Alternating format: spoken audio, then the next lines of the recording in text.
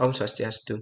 Saya Iko Manjuan Ariwijaya, NIM 231303111 dari Prodi S1 Pendidikan Kimia. Di sini saya akan menjelaskan mengenai materi dari mind map yang telah saya buat. Di sini saya membaginya dalam 4 kelompok. Yang pertama yaitu etika kewirausahaan, yang kedua fungsi dan prinsip kewirausahaan itu sendiri, yang ketiga bidang usaha kewirausahaan kimia, dan yang terakhir yaitu jenis kewirausahaan kimia.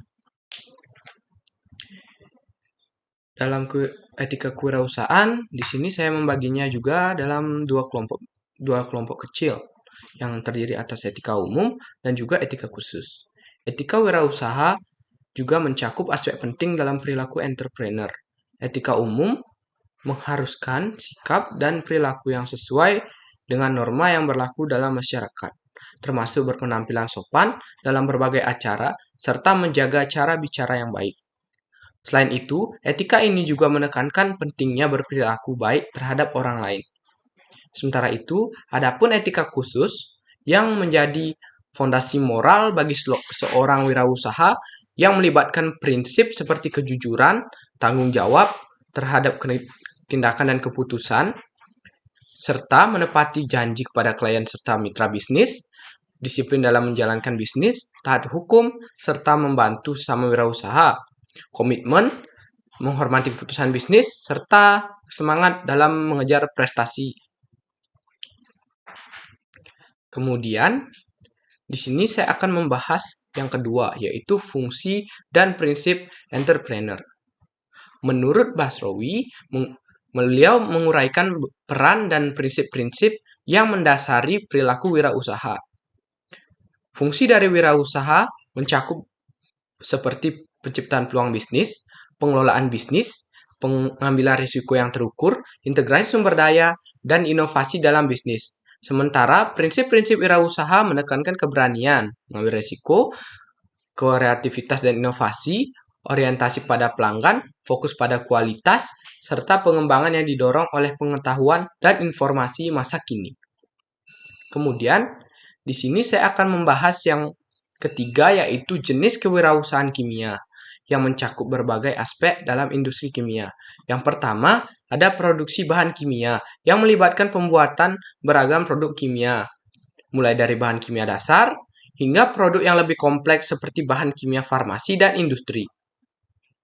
Distribusi produk kimia menjadi bagian penting dalam rantai pasok produk kimia ini, seperti menghubungkan produsen dengan pelanggan akhir. Penelitian dan pengembangan kimia adalah aspek lain yang melibatkan riset untuk menciptakan inovasi yang baru.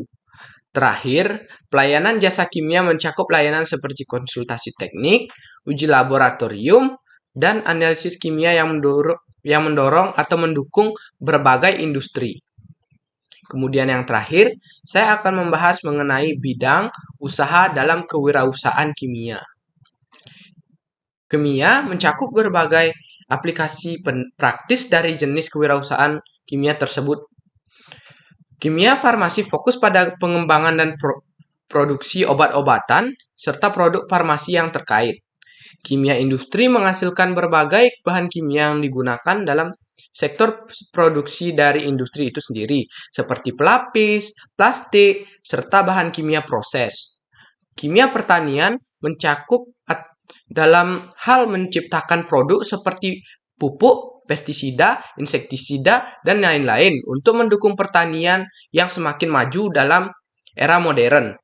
Kemudian yang terakhir, kimia lingkungan yang berkontribusi pada pemecahan masalah dan lingkungan dalam pengolahan limbah pemurnian air, serta yang kemudian ada kimia makanan yang memainkan peran penting dalam industri makanan dan minuman dengan penciptakan aditif makanan, pewarna alami, serta bahan pengawet.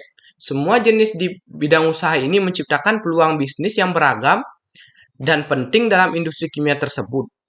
Salah satunya dalam membangun ekonomi secara keseluruhan dan berkelanjutan yang akan bermanfaat bagi Indonesia nantinya.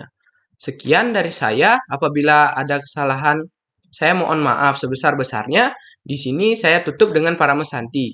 Om Santi Santi Santi Om.